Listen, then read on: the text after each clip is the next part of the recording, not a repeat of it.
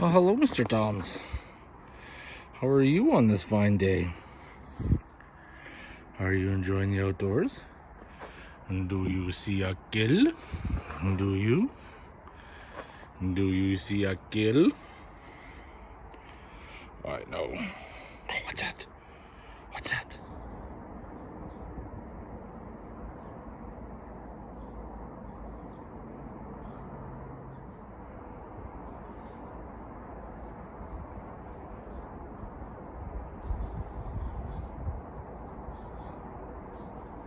Domcats. Did you get your first kill of the year? Did you? Oh my. You got them good. Can't believe how nice it is today. February, and it's plus 10 out.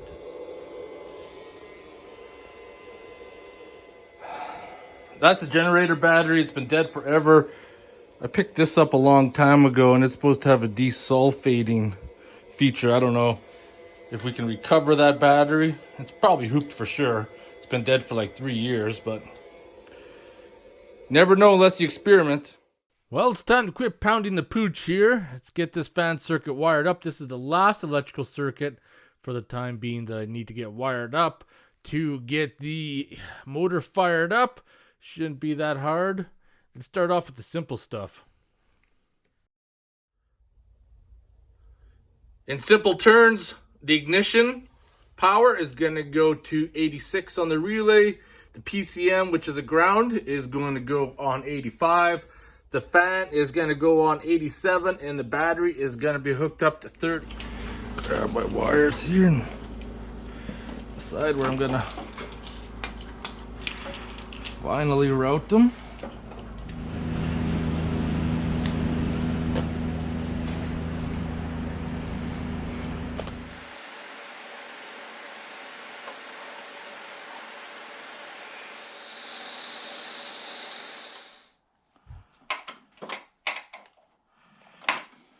I need to cut some of this wire off. Where did my pliers go? What the fuck, over? Why did I turn the power off on the camera? Why did I do that? Why? All I want to do is measure this up with lots of space, right like that, and build my wire.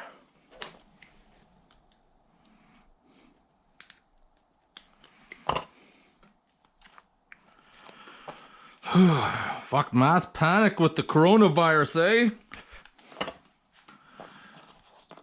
It's all over the news. Stock up on food.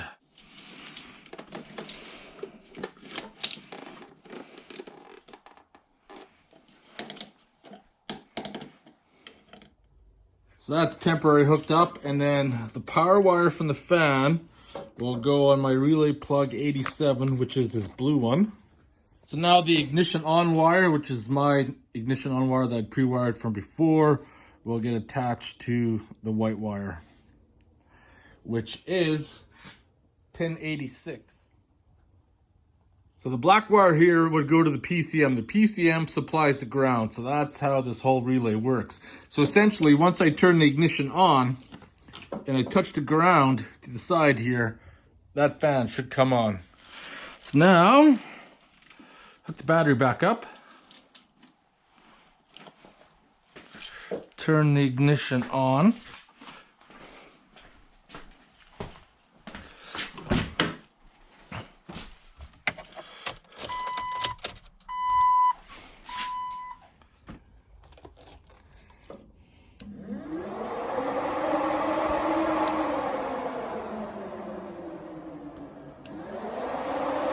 Now, once again,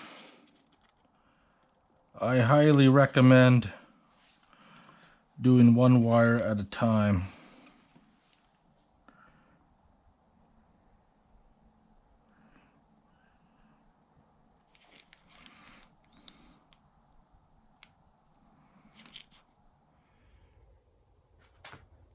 Well, the relay is wired in. A little while ago, I picked up this pre-filter, so it's supposed to fit. So hopefully it does. The way everything else has been going, probably won't fit.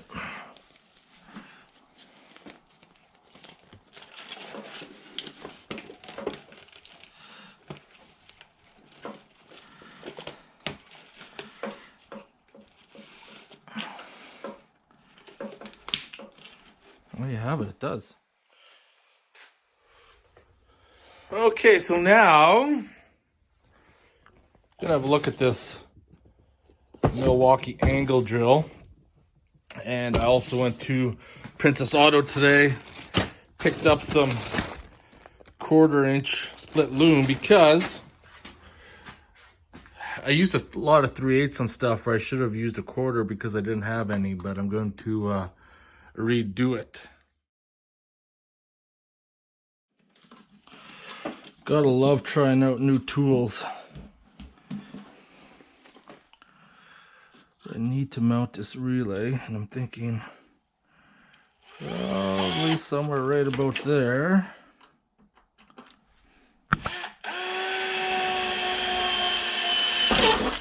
Seems like it's got all right power for 1/8 of an inch.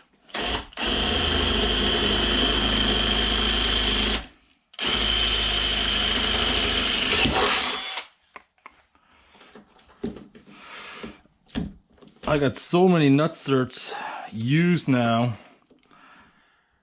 The only problem is, I wonder if one day it's going to come back and haunt me. Like I said, it's a love-hate relationship. They're great. Well, they work. Once the fastener kind of rusts inside there, then it starts to create issues. That's why I'm anti-seize and everything. Theoretically, using anti-seize, I shouldn't have any issues at all.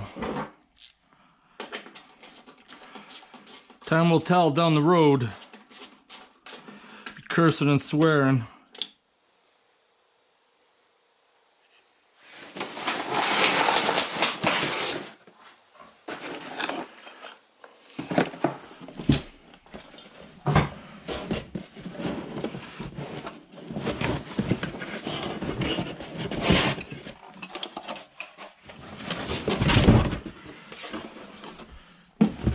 I was gonna say, shouldn't there be a cable with this? But that must be what this is. Cable coiled. Be careful.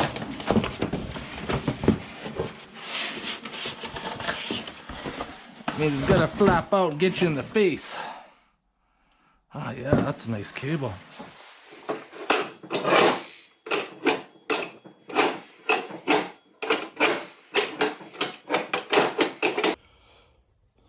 I don't need this for startup, but I need to start figuring out how I'm going to do this. Because this is your factory housing here, so to speak. And that piece goes back, because that's where your cable goes back, which will extend past further here. So I can see right there. The emergency brake that is going to be a little bit of a hassle with that bar that's going to come out the bottom here. Lots of people mounted them right on top, but this one here is designed different. It doesn't have the piece that comes out the side. So I need to figure out what I'm going to do. First thing I need to do is see if I can remove the shifter directly from the housing itself. And I think if I remove those 4 bolts, I should have an answer. So I think that's what holds the shifter in. Yes, sir. And you can't really cut that shorter because that's what the cable's going to be attached to. This is where we go down the rabbit hole. I'm not too sure if I want to cut the console quite yet. I might be opening up a can of worms there. Because if I cut it, even with it dropped in, I think the shifter handle will be very close to there. Now, if I cut the tunnel out a bit to accommodate this,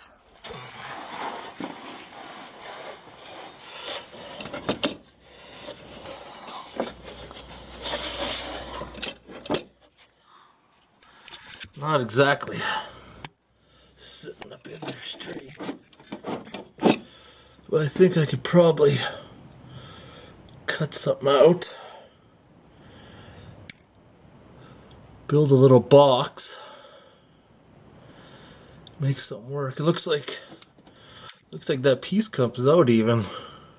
So I need to use some logic here. So this main gold color bracket comes out, but I shouldn't really disturb that because the shift gate for the 4x4 is in there. But what I could do is, I know plate has to be modified, so I could just cut it out just a little bit bigger so that the shifter can fit in there squarely, and then I could start making my height and then bring it up maybe closer to here, and then maybe, I don't know, maybe I might have to die grind that out and create an insert or something. I'm not sure yet. It ultimately depends how far down the rabbit hole you really want to go. I need to build some sort of enclosure for this to help protect it from the weather. But what I have in mind would involve assembling that bead roller. Before I do that bead roller, I want to make some modifications to it to make it stronger. So I might shelve this product, or should I say, might just shelve this project for right now and work on getting the Jeep started first. I think that's what I might do. I was gonna say something like this, you might want to build something for it, but should practice up on my 3D printing skills and 3D print a cover that would go around that. That might be the easiest thing to do. And then put a nutsert down there in that hole, and that's how that top plate would adjust, because it slides underneath. It'll go underneath. So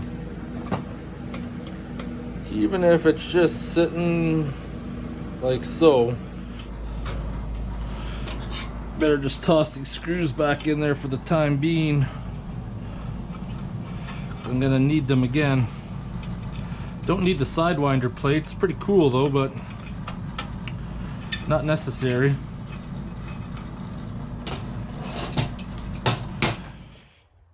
So I just got home from getting some blood work done. Stopped off at the beer store, picked up some Zero Issue Brewing Sour IPA, 6%. And got the last 6-pack of Chilkoot. But I also picked up this New Level Brewing Schools Out Imperial Peanut Butter and Jam Stout beer. Have you guys ever tried something crazy like that? Well, when I get a fire going tonight, I'm going to have one in the sour beer, smoke a cigar. So I'll let you guys know. I wish all manufacturers of soft drinks or whatever have you not beer start using these instead of the little plastic stretchable ones that harm animals. I'm a huge fan of these, and I will only try to purchase products that use these styles.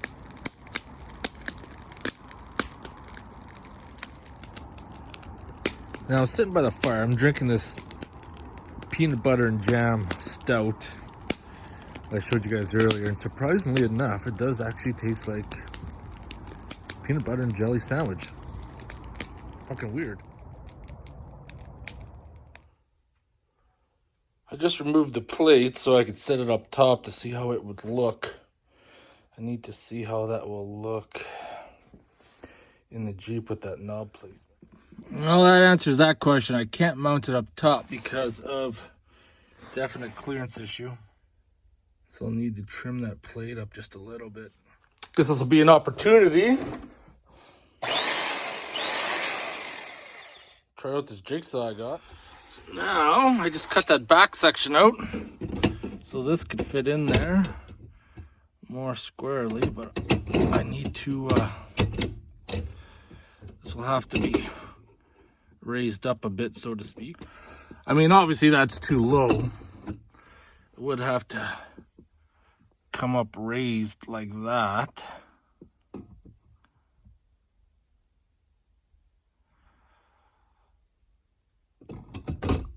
But I wonder if a person could remove that, get a new shift arm, and then bend it back. So you can see right here at the factory shifter how it's got that bend. I need to disassemble this some more and have a look. So this is what I'm proposing. There's 2 roll pins right there with ball bearings and springs, which kind of utilize that feature there and to keep it locked into place. Now if you look through the hole here, we got a roll pin that goes through, which holds this hex stock, I guess, in place. And I should be able to get that piece somewhere in town. I'm pretty sure I could buy that. And then put a bend in it. If I put a bend slightly above the shifter, that way it'll clear the dash, so I can mount it up top, give a little bit better finish. Because I could mount it down a little lower, but then the handle is going to be a little short. It might be a little awkward, so I think that's what I'm going to do. But I'm going to shelve this project right now and work on stuff that needs to be done, like the exhaust. I need to get that finished so we can start it up. All right, it's motherfucking beer time. I got some Uprising Sour IPA by Zero Issue Brewing, local brewing here in town. This comes in at 6%. I'm a huge fan of the sour beers. All right, motherfucking beer time.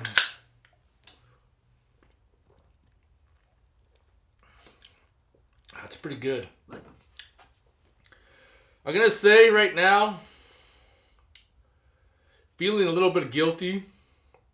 I took a couple days off work plus the weekend, and I had all these plans. I was gonna finish the wiring, do the transmission shifter install, do the exhaust all in the 4 days, and I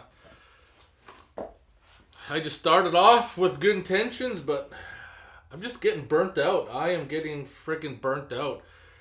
I've been going hard since I came back from my trip in Cuba. I really want to rest, but I didn't really get too much rest there because I don't know if I got whiplash from that field trip I did, but day after that trip, my shoulder was just killing me and I was in pain, and no amount of Tylenol or Advil or any of that shit would work. So I suffered with that throughout the trip, and then I'm going hard on this, and fuck, it's just been wearing on me. I think might have to take a weekend off, but it won't bother you guys in the video because I got a 2-month buffer. So if I take a weekend off, you won't even notice a blip in the videos. That's why I have such a large gap from when I'm filming now versus when you'll actually see this, just in case something like this would turn up. But thinking definitely I might look at just take a break, relax, and yeah, see what's gonna happen. I think I might do that after I get the exhaust done. But motherfucking beer time. I want to thank you guys for watching. Not a whole lot happened in this video, but trust me, we'll get there. We'll get there. See you guys in the next one. Motherfucking beer time, yeah.